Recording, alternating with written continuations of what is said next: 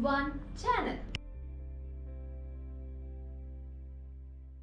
Last class, I introduced the term entrepreneurship, right? So, when you think about starting a new career, keep this in mind. Okay, there are so many people in social enterprise whom try to make a difference. Success means happiness for themselves and for others. Watch one video. Mother Teresa dedicated her life to helping the poorest of the poor. This Sunday, 19 years after her death, the Albanian nun will be declared a saint. Seth Doan is in Rome. She was a savior to the poor and revered by popes and presidents, queens and princesses. Standing less than 5 feet tall, Mother Teresa was seen as a giant among those she served.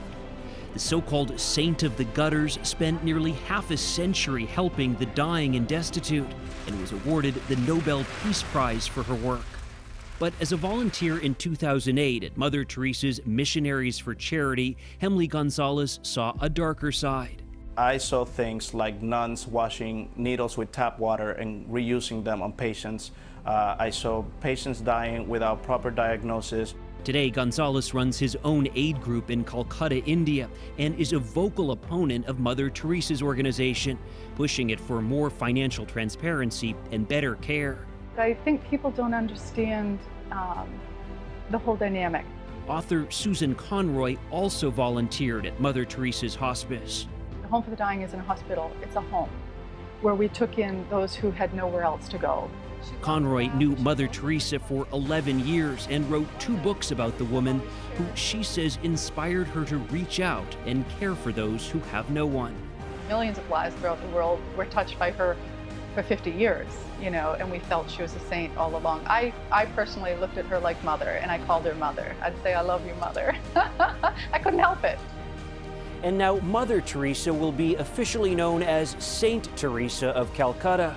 Maurice, this is a woman who, it was revealed in letters seen after her death, struggled with her own faith and her relationship with God. Seth Doan in Rome tonight.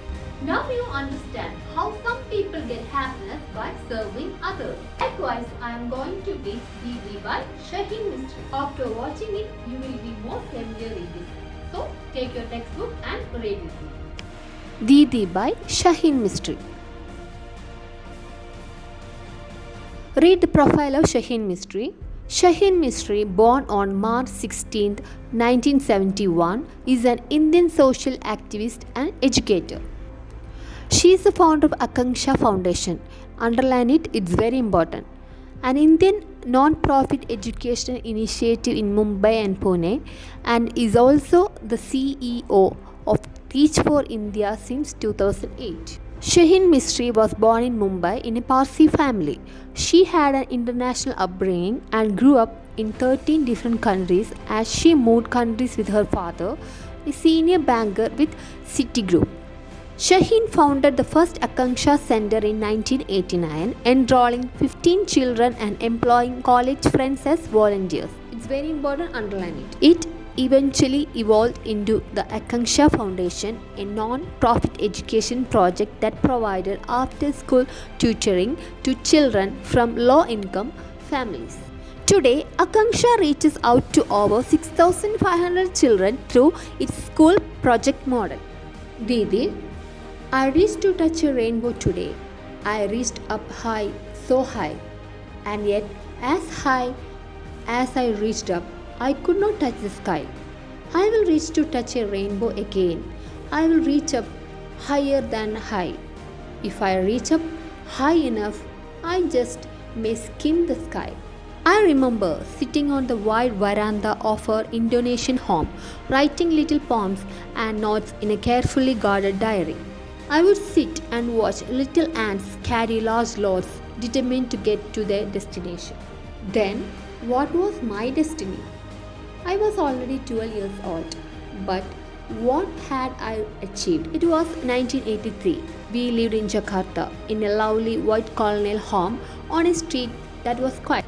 It was a pleasant, almost perfect life until the day I was taken to visit an orphanage in the city.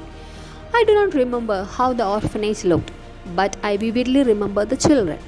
I saw crying children, laughing children, quiet children, screaming children, and I remember not knowing what to do. I returned to the orphanage every weekend. Perhaps it was merely curiosity or a sense of thankfulness for all that I had, or maybe every child's real desire to learn more about the world. My father was a banker who had to move cities. Growing up was a whirlwind of 10 schools across 5 countries that spanned the French, British, American, and international school systems. I began to understand that life wasn't perfect during my summer vacations. My summers were spent between the orphanage in Jakarta and trips back to Mumbai, where I volunteered at the Happy Home and School for the Blind.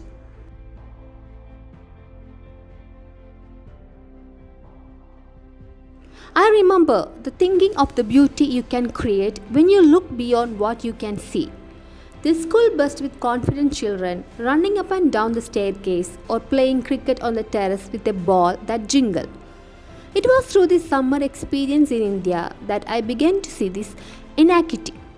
I would go from a family lunch to the dining hall at the blind school. I would watch through the window of my air conditioned car as children would beg in the streets. I would see piles of wasted food at a friend's party, and when I left, I would notice a woman sitting on the side of the road portioning out all too meager amount of dal and rice for her family. I started to see the slums of Mumbai as a fabric of the city. Suddenly, they appeared to be everywhere. I began to notice the disparity that existed in different people's lives. I was the summer of 1989. As always, I was on my vacation in India. On one blistering Mumbai day, my taxi stopped at a traffic signal. 3 children ran up to my window, smiling and begging, and at that moment I had a flash of introspection. Nothing too unusual had happened, but as I looked at them, I suddenly knew that my life would have more meaning if I stayed in India. Underline it. In the days that followed, I kept thinking about those kids and that moment. India was answering the search for purpose that I had felt ever since I was a child. Underline it. I was being challenged to find my identity. I wanted to be part of making things better for children. I knew then that this could be my country and that whatever I did here could make more of a difference than in the manicured reality of my university life in the States. Nervously, a week before I was to return to Boston, I telephoned my parents to try and explain the jumbled feeling that culminated in my mind, my strong desire to move back to Mumbai. They listened carefully but advised me and cautioned that living in Mumbai would be vastly different from my current vacation. But when I persisted, they agreed on 2 conditions: that I would get admission into a good undergraduate college in the city, and later I would travel abroad for my graduate degree. The only place I could think to start was St. Xavier's, where my parents had studied. I walked into the crowded college office and asked for an appointment to see the principal. Admissions shut 3 months earlier, I was told, and the principal doesn't give appointments. I stood in the corridor outside the office, choking back frustration. A student standing outside witnessed the exchange between the principal, assistant, and me. He came over and whispered with a wink, "There is a side door to the principal office.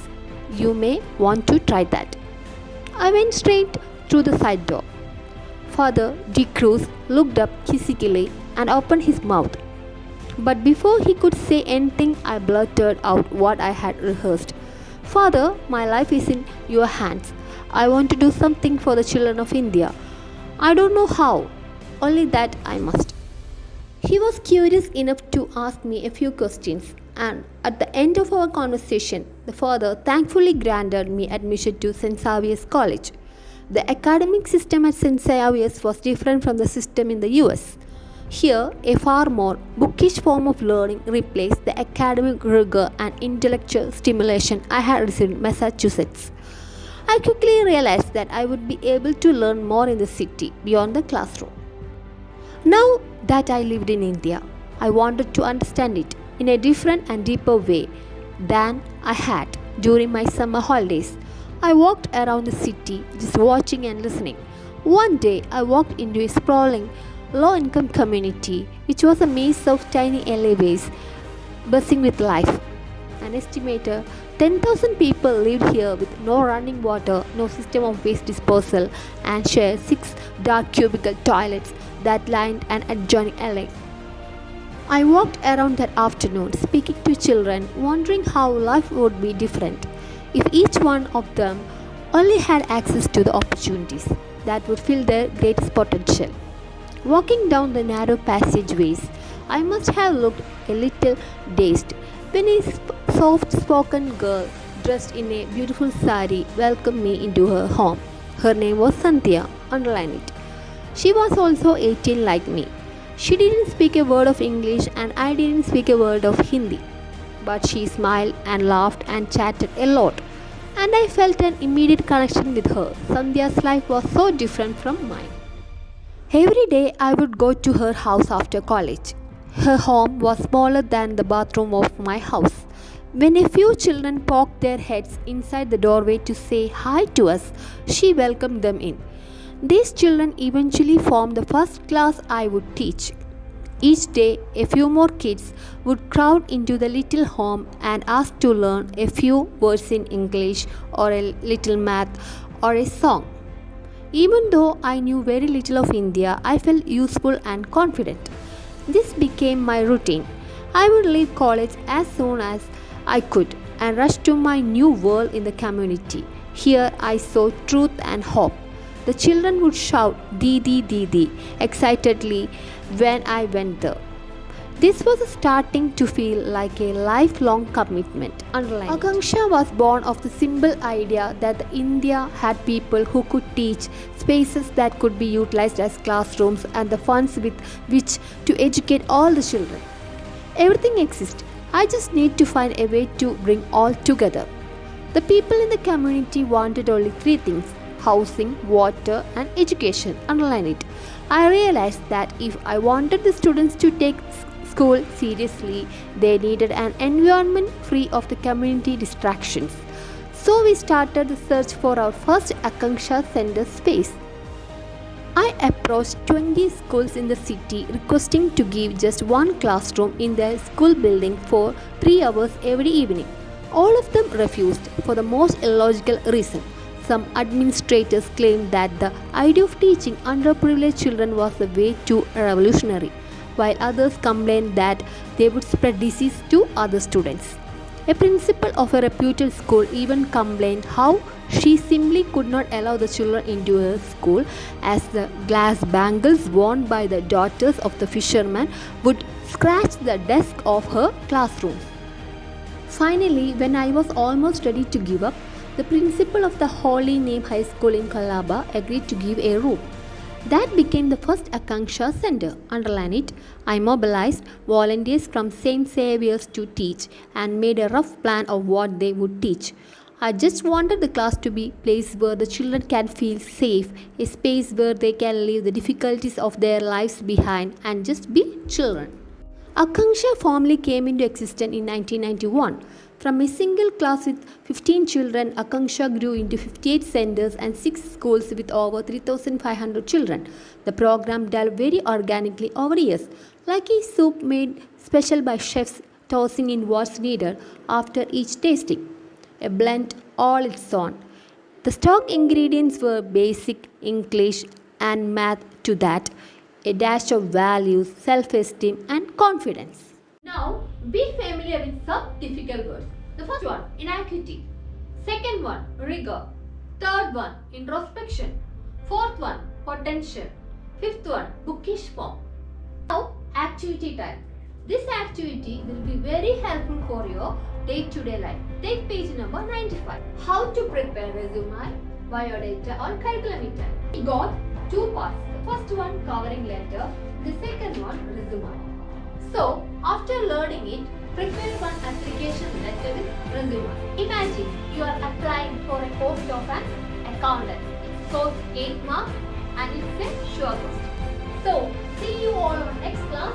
Thank you.